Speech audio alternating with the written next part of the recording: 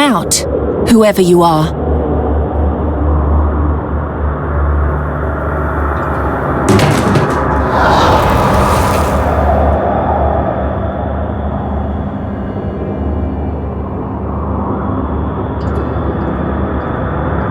What kind of runes are these? Oh, those are the symbols of the 6 elements. That rune stands for fire. That's clearly the symbol for air. That symbol represents ice. That symbol stands for water. That's probably the symbol for ore. That's the symbol for Earth, if I'm not mistaken.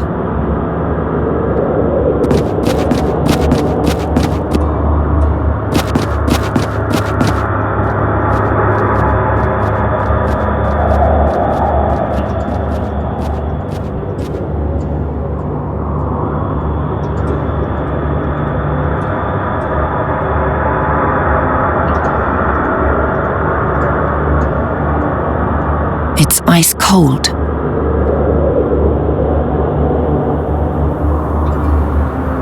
Looks like the orb and the darkness can't be combined. Is it possible to reverse the effect of the darkness? Yes, now it's as bright as the sun.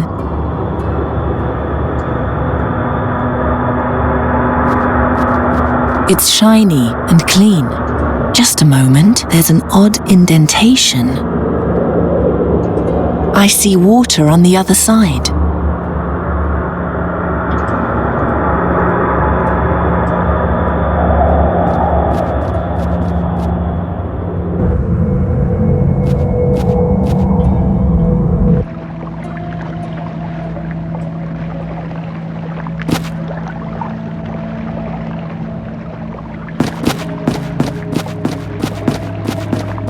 Spirits of the water, rise.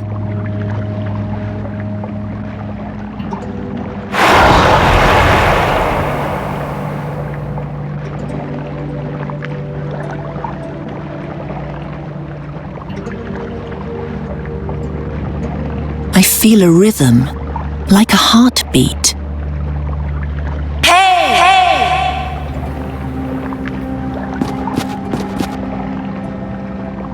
It's only a part of the seal.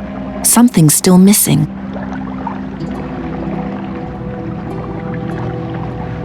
The drawing fits exactly.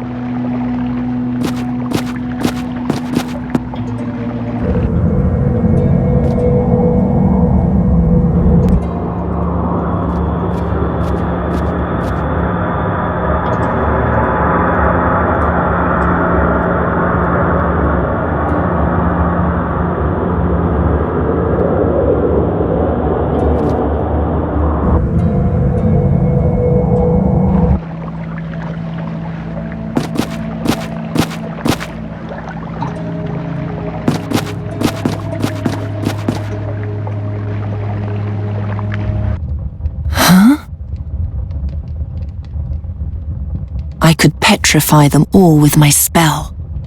I feel the mask in my pocket. It's pulling me, drawing me there.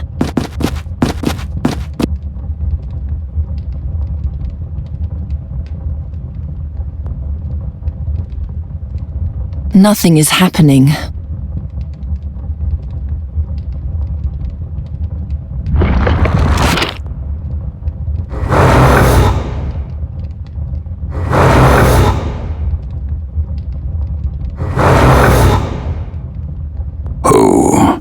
Is doing magic in my chamber. I've slept for so long. Please, awaken me with your magic.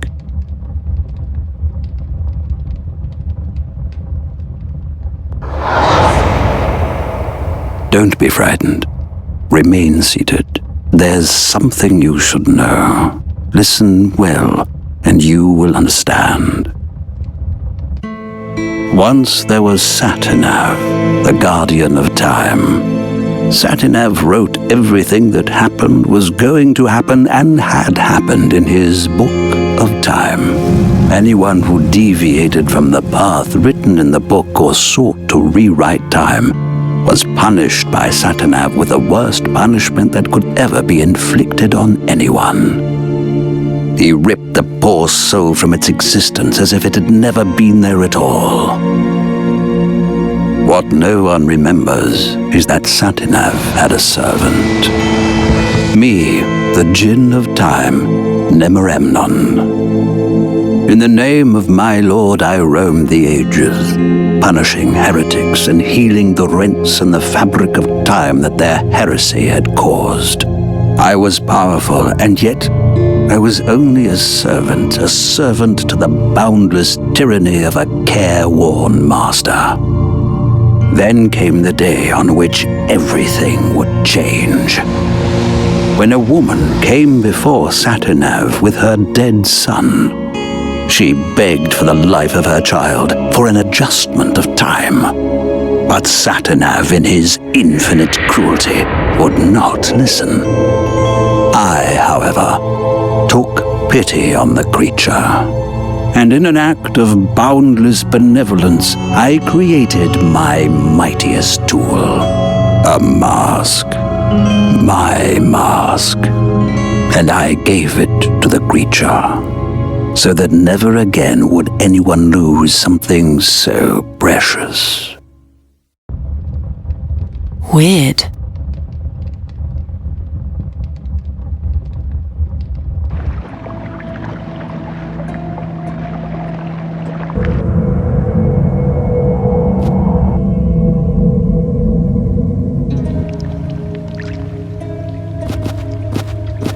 This flame sounds different from the others. It almost appears to be singing.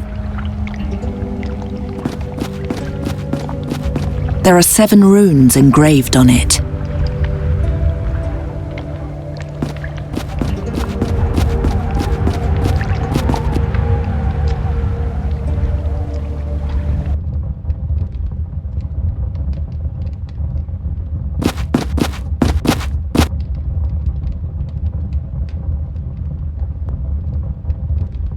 Again, I can barely stay awake. Open my eye.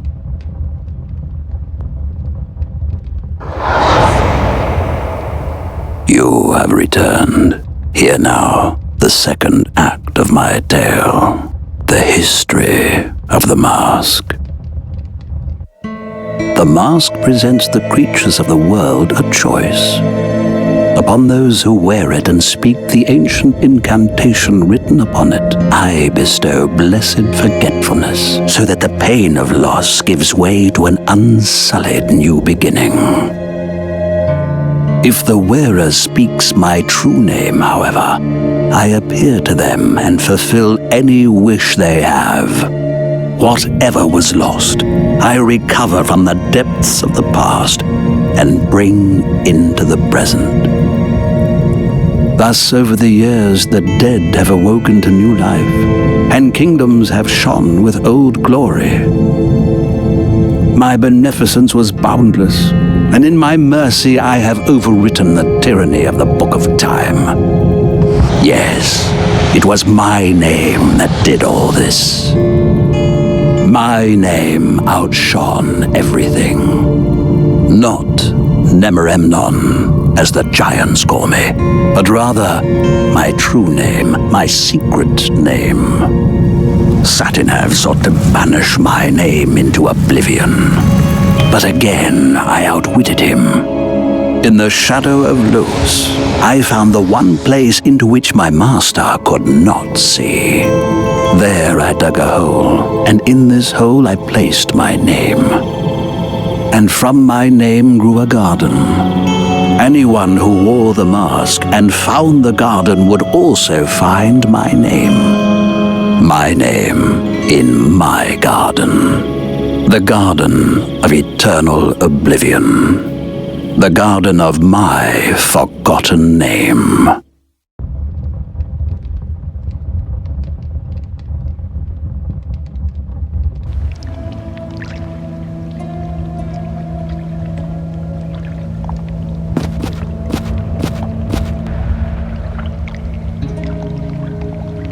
spirit of the flame, come with me.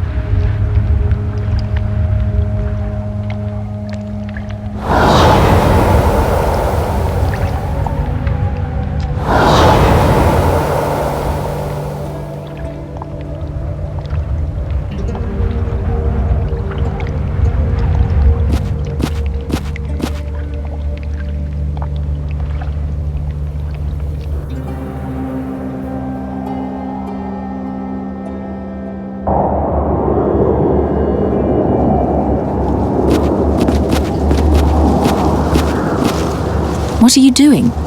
Psst! An earth spirit is sleeping beneath us. It sees to the fertility of the soil. Right now, it's asleep. Please be quiet, all right?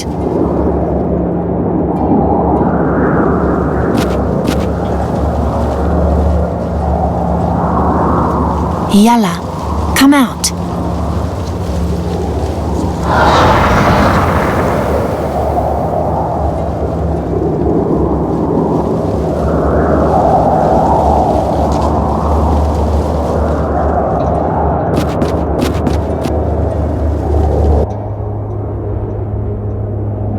Come here. He won't listen to you, Sadia. And why should he? You're completely powerless against the forces that surround you. At least I didn't let them chain me up like a dog. Hey, Kasim. He's ignoring me.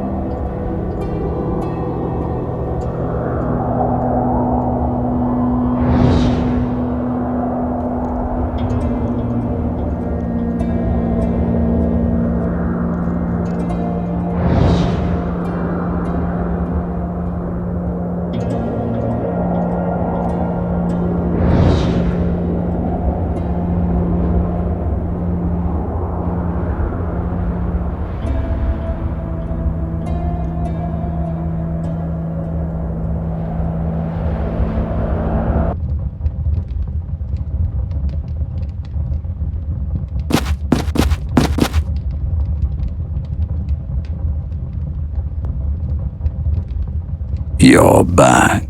Awaken me, and we can end this tale.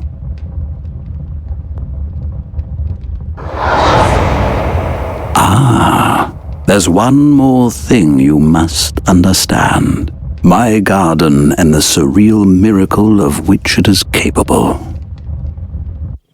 Oh, how I love it. My garden, with my name. How singular it is. How beautiful. And how jealous it makes Satinav. Yes, he hates it. He hates it so much that he separated it from your world. He hates that he cannot see into it, that he doesn't know what happens there.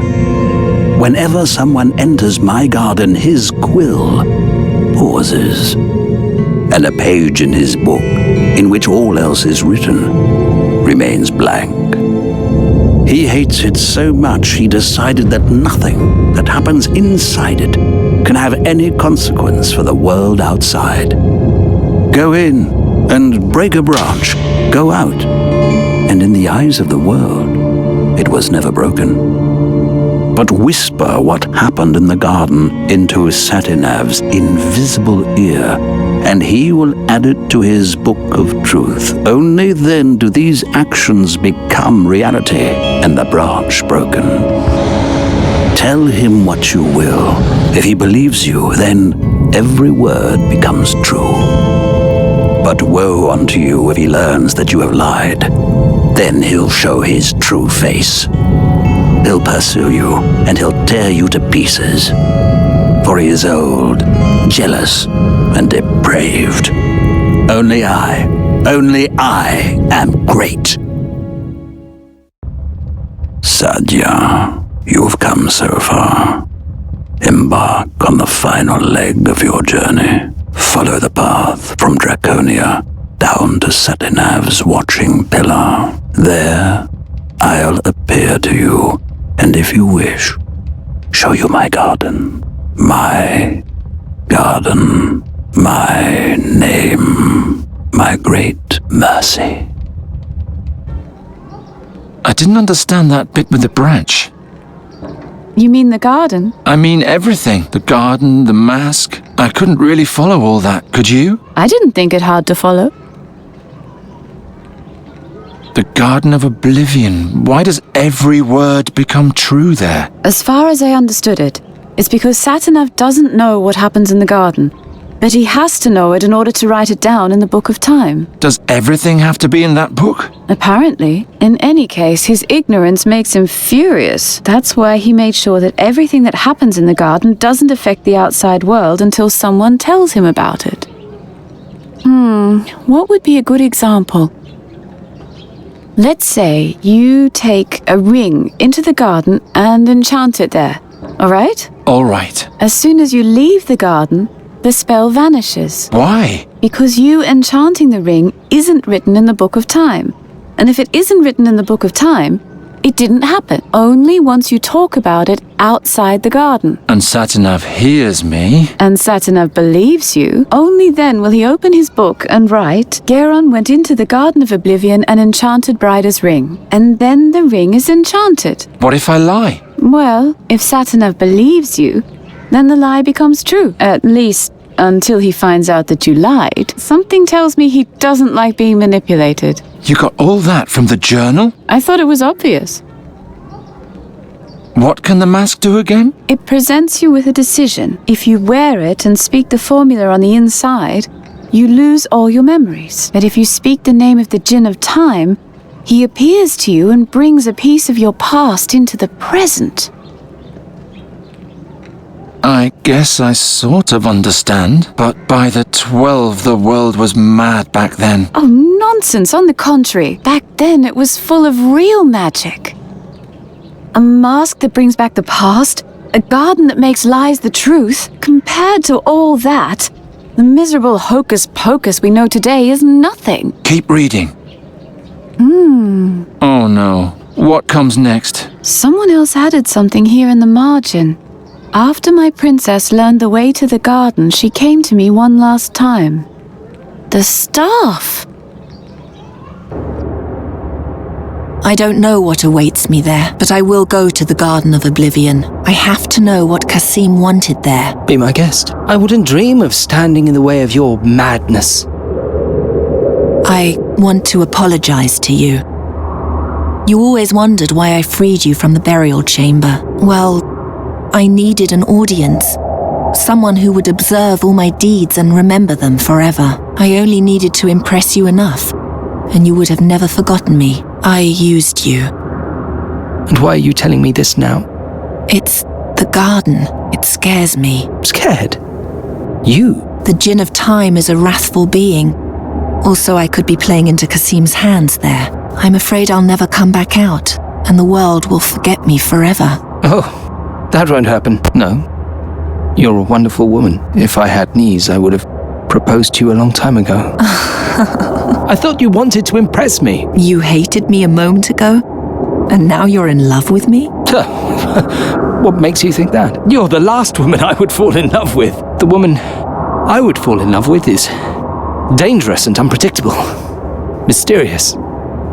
Moody. That sounds just like me. No. The woman I would fall in love with is so calculating and devious that I could never trust her. But you, Shahrazad, I trust you now.